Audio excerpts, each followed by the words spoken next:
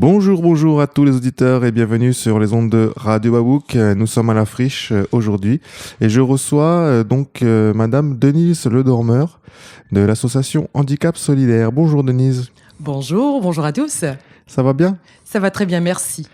Alors vous êtes venu nous voir aujourd'hui, vous étiez déjà venu nous voir l'année dernière pour nous parler donc de votre association Handicap Solidaire qui est donc à l'île de la Réunion, à la ville du Port. Et je pense que vous êtes venu aujourd'hui nous parler un petit peu de l'évolution de ce qui a pu se passer depuis et je vous écoute. Alors oui, tout à fait. On voulait partager avec vous l'évolution de l'association Handicap Solidaire avec deux temps forts. Le projet Friperie qui a été soumis au vote des citoyens avec le département.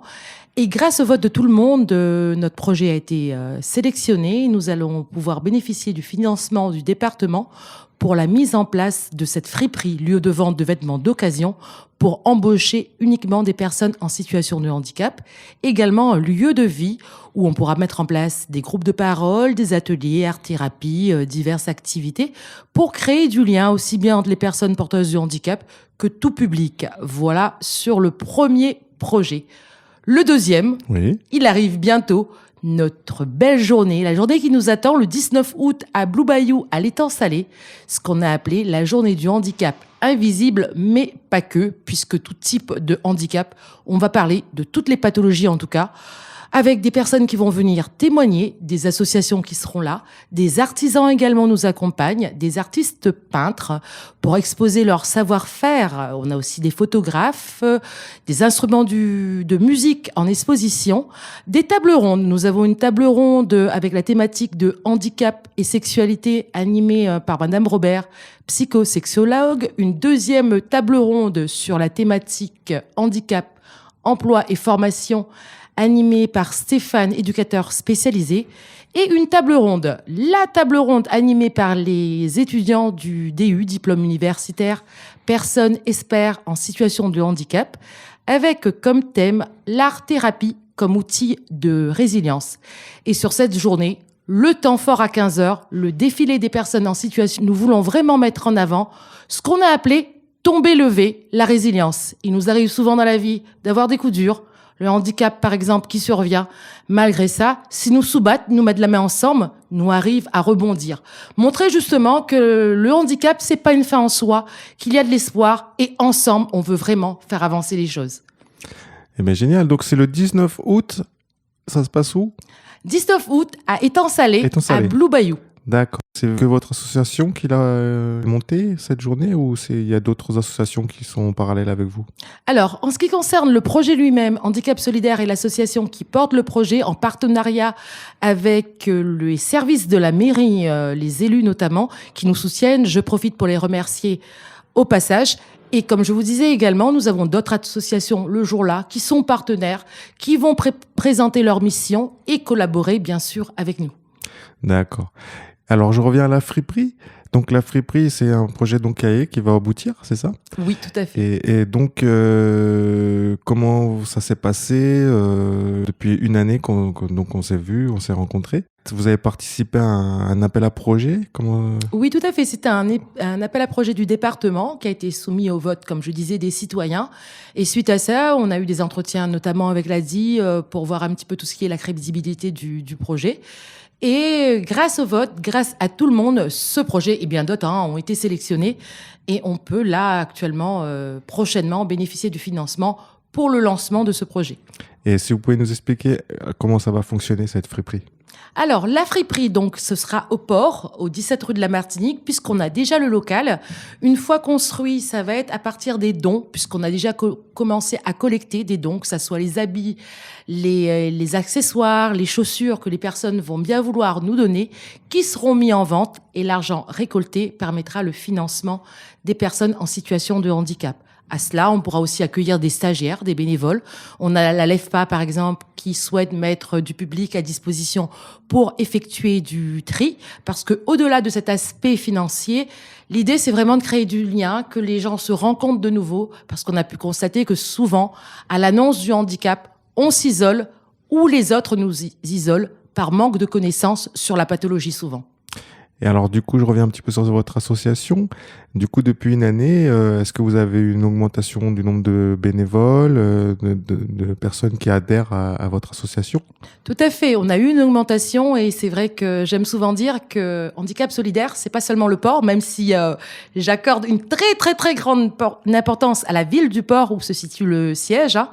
Mais c'est vrai qu'on touche tout l'ensemble du territoire et au-delà du territoire. Nous avons également des personnes qui nous suivent par le biais de la page Facebook, qui nous appellent, des personnes qui sont en métropole, ailleurs également, des gens de la Belgique nous suivent, également des gens du Gabon.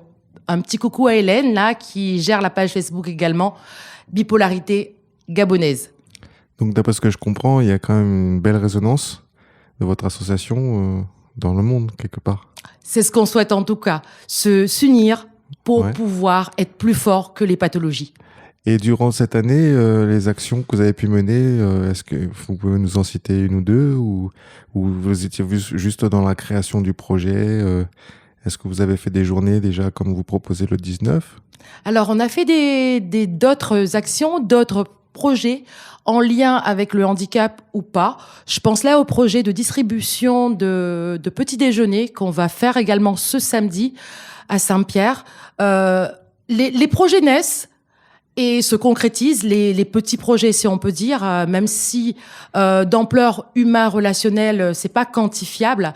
On a également le projet écoute, d'échange avec les personnes qui sont en demande, qui se pérennise en tout cas tout au long de l'année.